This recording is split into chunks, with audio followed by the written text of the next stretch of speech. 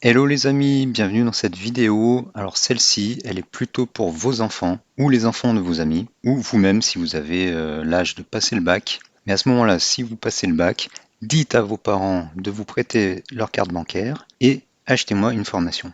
Alors, je plaisante, je vais essayer de vous aider sur le sujet de grand oral. Si vous avez un sujet de grand oral à faire en maths ou en physique, vous pouvez le faire sur la bourse. L'année passée, j'ai créé un article, enfin 2 articles, parce que on m'avait posé des questions sur la bourse et les maths au sujet du grand oral. Et ça a pas mal marché. J'ai aidé, enfin j'espère que j'ai aidé plusieurs étudiants, enfin plusieurs lycéens l'année passée. Et cette année, cet article a l'air d'être pas mal consulté. Et j'ai décidé d'en faire une vidéo. Je ne vais pas refaire tout un argumentaire détaillé dans la vidéo. Je vais me baser sur ce qui est écrit dans les articles. Et ça vous servira d'introduction aux articles. Mais j'ai fait des choses plus détaillées avec des dessins, des captures d'écran qui peuvent vous aider. Vous pouvez les copier, bien sûr. Voilà, donc tout d'abord, un petit avertissement. Les professeurs au lycée sont plutôt dans l'enseignement classique, on va dire. Et ce que je vais vous montrer, c'est ma vision à moi. Je ne suis pas prof. Je ne sais pas cette année comment va se dérouler le grand oral, s'il y a des choses qui ont changé. Donc à vous de faire votre recherche. Mais en tout cas, je vais vous parler de certains sujets qui peuvent rapprocher la bourse des mathématiques et de la physique. Et après, à vous de faire quelque chose qui ressemble à quelque chose justement. Voilà, donc dans l'article, je vous ai donné quelques petits conseils. C'est basé sur le grand oral 2021, je ne sais pas si ça a changé. Je vous donne des conseils pour bien passer l'épreuve. Répétez plusieurs fois à l'avance, chronométrez-vous et répétez. Soyez capable de ressortir le sujet en préparation lors de l'épreuve sur une page A4, refaire les schémas, etc.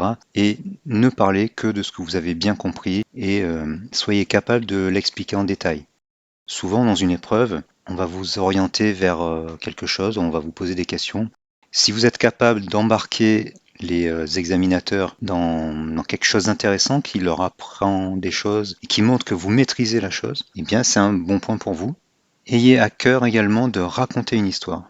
Ce qui compte, c'est pas les connaissances que vous avez. De toute façon, en grand oral, c'est un sujet dont vous n'êtes pas expert, mais c'est votre façon de vous exprimer, le fait que vous ayez compris ce que vous avez appris et que vous sachiez l'expliquer. Et quand on fait un discours, quand on s'adresse à des gens, déjà il faut les regarder dans les yeux et il faut leur raconter une histoire. Essayez de trouver quelque chose d'intéressant, un fil conducteur, d'introduire du suspense. En écriture, on appelle ça l'arc narratif. Au début, il y a un problème et petit à petit, on le résout. Alors le problème, ça peut être par exemple, comme idée de sujet, peut-on prévoir les cours de bourse avec les mathématiques? Alors, nouvel avertissement, soyez prudent, n'allez pas dire qu'on peut prévoir les cours de bourse avec les mathématiques, personne n'y est arrivé. Ce que moi je théorise dans l'article, c'est que on peut, dans certains cas, dans certaines conditions, prévoir les cours de bourse sur un certain laps de temps. C'est très limité et n'oubliez pas ça, c'est très important. Si vous dites à un professeur de mathématiques ou de physique qu'on peut prévoir le cours de bourse, là ça va mal commencer et ça va mal finir aussi. Soyez bien précis si vous choisissez ce sujet. Dans certaines conditions, dans certains cas, on peut prévoir les cours, la direction des cours, le sens d'évolution des cours et pas l'étendue, on ne saura pas prédire un prix, sur un petit laps de temps. Et je vais vous montrer pourquoi. Donc une introduction, ça pourrait être depuis qu'il y a des traders qui négocient des titres en bourse, leur problème a été de prévoir les cours de bourse. Je vais vous présenter divers outils qui permettent, dans certaines conditions, de prévoir sur un petit laps de temps le sens d'évolution des cours de bourse. Et comment les outils mathématiques ou physiques permettent de nous aider pour faire cela. Donc voilà, je vous laisse lire les petits conseils et j'aborde tout de suite quelque chose qu'il faut que vous compreniez, c'est comment on représente les cours de bourse sur un graphique. Alors on peut afficher le prix par jour, donc ça donne une courbe comme ça qui n'est pas très jolie. Et chaque point sur la courbe est la clôture du jour. Vous avez dans la description des vidéos qui vous permettent de comprendre un peu les mécanismes de la bourse. Donc si vous suivez ces vidéos, déjà vous en saurez beaucoup plus qu'un grand nombre de personnes. Donc en fait, à chaque moment de la séance, donc c'est dans la journée la séance, hein, c'est quand la bourse ouvre. Alors il y a certains actifs comme les crypto-monnaies, les devises qui cotent soit toute la semaine sauf le week-end pour les devises, soit tout le temps pour les crypto-monnaies. Et donc à chaque moment de la journée, on va mettre un point qui est le prix de l'actif. Et ça donne une courbe comme ça. Après, on peut avoir des unités de temps. Une unité de temps, ça peut être 1 heure, 1 minute, 30 minutes, une journée, une semaine. Et on va écrire le cours d'ouverture, le cours de fermeture, le plus bas et le plus haut de l'unité de temps. Et ça donne ce qu'on appelle des barres. L'ouverture, c'est ce petit trait horizontal à gauche. La clôture, c'est celui qui est à droite. Le plus bas, c'est le plus bas de la barre. Et le plus haut, c'est le plus haut. Le mode de représentation des cours de bourse le plus utilisé aujourd'hui, ce sont des bougies japonaises qui représentent les mêmes informations, mais sous la forme d'une bougie. Alors, on appelle ça une bougie parce qu'il y a un corps et il y a une mèche. Bon, là, c'est appelé ombre, mais on l'appelle aussi mèche. Alors, il y a une mèche en haut et une mèche en bas. C'est une bougie qu'on peut faire brûler dans les deux sens. Bon. Ce sont des représentations qui ne sont pas continues. Alors, quand je dis continue, c'est au sens mathématique, d'où le lien avec les mathématiques. Donc là, je vous montre qu'est-ce que c'est continu, qu'est-ce que c'est discontinu. Alors, un des grands problèmes pour appliquer les outils mathématiques à la bourse, c'est que la représentation des cours de bourse n'est pas continue. Même dans ce cas-là, où la courbe, il n'y a pas de discontinuité, mais il y a des pics dans tous les sens. Plus loin, on va voir que c'est pas dérivable en fait. Donc, comment faire pour rendre les cours de bourse continus? La continuité, c'est une des notions mathématiques que vous pouvez utiliser dans votre grand oral. Eh bien, on va calculer un indicateur, on appelle ça un indicateur technique, qui s'appelle la moyenne mobile. Alors dans Excel, vous pouvez la calculer comme ça. C'est la somme des cours de clôture, qui sont ici, divisé par un nombre de jours, un nombre d'intervalles. Par exemple là, on calcule la moyenne mobile à 4 unités de temps, 4 séances. Donc on fait la somme des 4 derniers cours de clôture et on divise par 4. Et ça nous fait une courbe un peu comme ça. C'est une moyenne, mais qui est mobile. Chaque fois qu'il y a de nouveaux cours, on recalcule la moyenne. Par exemple ici, on voit qu'il y a une grosse bougie baissière, elle est rouge, elle est baissière. Ça veut dire qu'on clôture beaucoup plus bas, la moyenne, elle baisse un peu. Voilà. Et cette courbe, elle est plus ou moins continue et même dérivable. Dérivabilité, deuxième concept mathématique. La dérivabilité, c'est le fait d'avoir une limite à la pente de la tangente à gauche et à droite sur la courbe. Je vous renvoie à la définition de votre cours. Idem pour la continuité. Voilà, je ne veux pas vous dire des bêtises. Et donc, cette moyenne mobile, qui est un indicateur, elle va être plus dérivable que les cours. En fait, dans les cotations de bourse, on parle de bruit. Il y a du bruit. Il y a une moyenne mobile, donc là on voit bien que la moyenne mobile elle fait un peu comme ça, elle remonte puis elle redescend. Et il y a des variations tout autour, des zigzags. Ça c'est le bruit. Et pour pouvoir faire quelque chose de ces cours, il faut lisser, éliminer ce bruit. Et donc on utilise déjà une moyenne mobile qui lisse un peu le bruit et qui est plus dérivable. Donc je parle du lissage, c'est ici, le bruit. Voilà. Je reviens sur la dérivabilité. Il y a aussi la notion de convexité et concavité. Donc ça, si vous l'avez vu en cours, vous pouvez expliquer ça. Et la dérivabilité va nous servir à donc prévoir localement l'évolution des cours de bourse dans certaines conditions. Donc ces conditions, c'est qu'il faut que les cours de bourse soient suffisamment lissés, proches les uns des autres. Il ne faut pas qu'il y ait de grands bonds, on appelle ça des gaps en bourse. Il faut que la moyenne mobile soit elle-même assez lissée. Et donc une courbe un peu de ce genre. Et on va tracer une tangente en un point. Donc imaginons qu'on est ce jour-là, les cours sont ici. On trace une tangente et on peut prédire parfois à 98% de probabilité que les cours vont continuer dans ce sens-là. Pour que ça soit exact, il faut que donc on ait une courbe qui ait cette forme-là et qu'on ait du momentum. Alors on va voir la notion un peu plus loin. Ça c'est plus une notion de physique. D'ailleurs, si vous avez fait de la physique et de la physique de la cinématique des mobiles, vous pouvez identifier cela à une trajectoire d'un mobile. Et la tangente, c'est la vitesse du mobile. Et si le mobile accélère, vous savez que la vitesse augmente. Ça veut dire quoi? Ça veut dire que la pente de la tangente va augmenter. C'est le cas ici. Si on trace une tangente un peu plus loin, sa pente augmente. Et c'est dans ce cas-là qu'on peut vraiment prévoir avec une forte chance de réussite l'évolution des cours. On sait que ça va continuer d'évoluer dans ce sens-là. Donc je vous ai listé les conditions à respecter, etc. Les cours de bourse sont aussi animés de phases ou de cycles.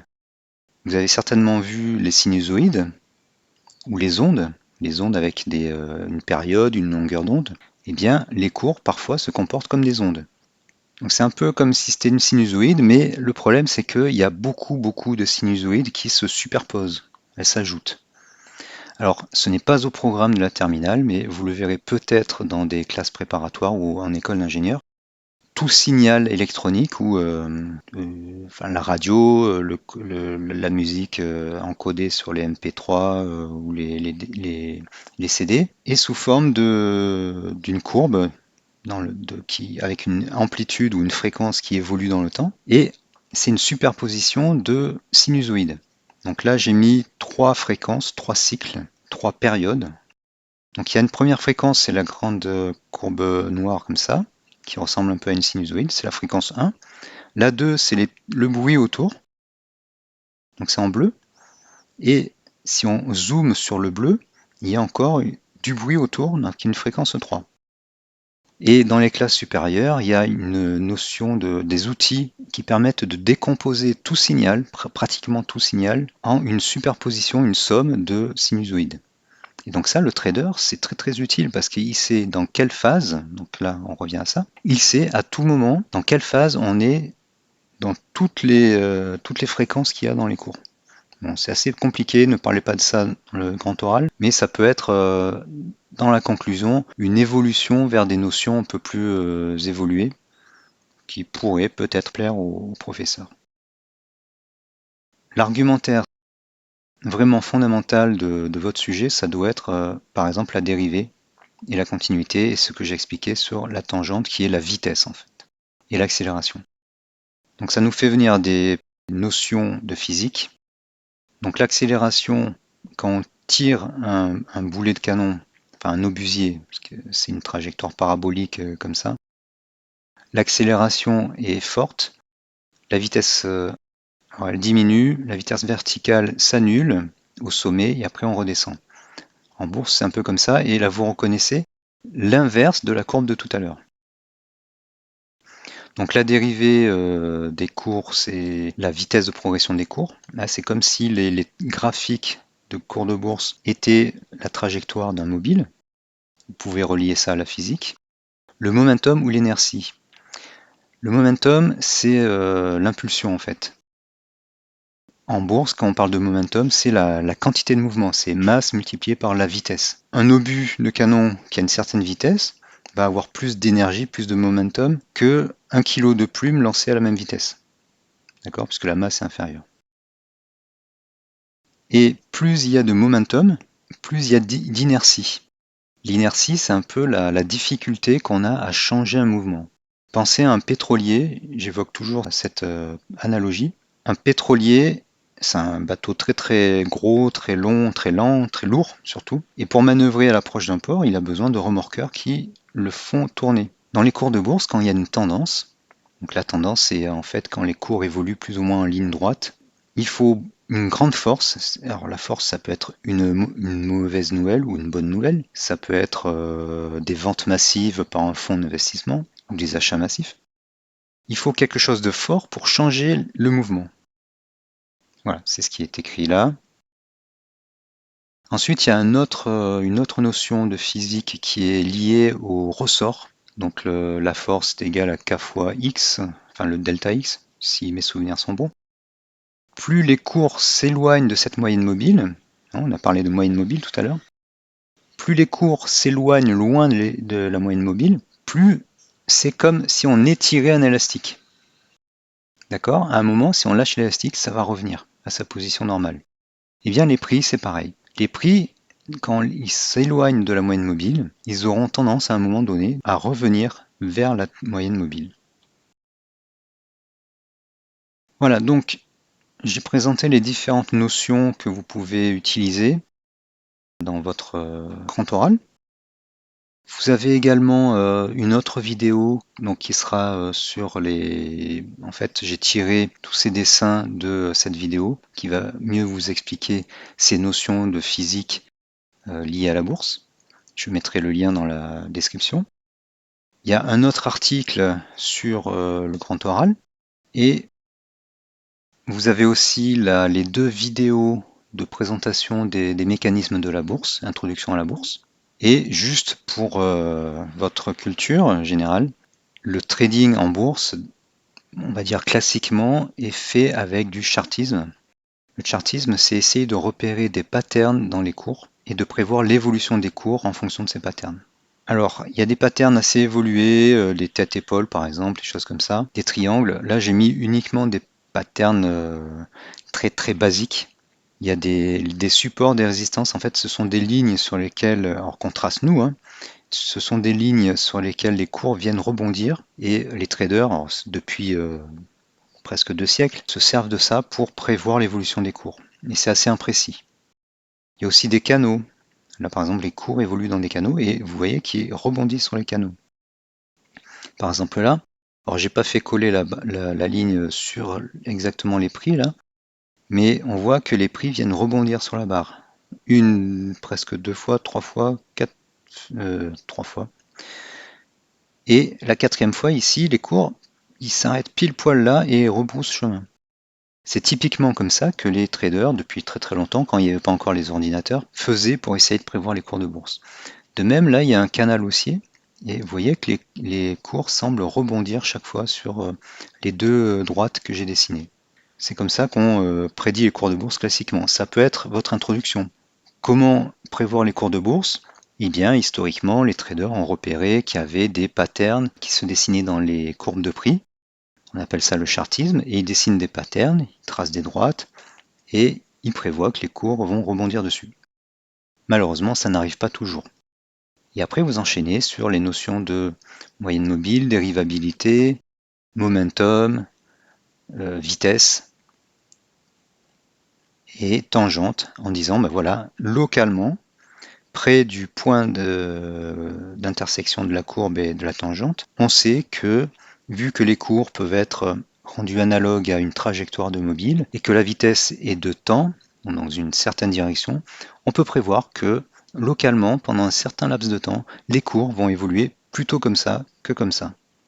En moyenne, puisqu'on a fait une moyenne mobile. Si on vous objecte qu'il y a du bruit, donc par exemple comme ça, vous direz, oui, il y a du bruit, mais si on considère que les cours sont faits d'une superposition de fréquences différentes, de sinusoïdes différentes, de cycles différents, et qu'un cycle, vous voyez là, dans le cycle, ici c'est presque rectiligne, c'est une tendance, là ça tourne, ça remonte, et après ça redevient une tendance, et si, par exemple, on prend cette tendance, là, la courbe noire ici, c'est une tendance. Donc c'est assez rectiligne. Si on zoome, on arrive sur une sinusoïde. Mais si on zoome la sinusoïde, ça fait ça, et on a encore des tendances.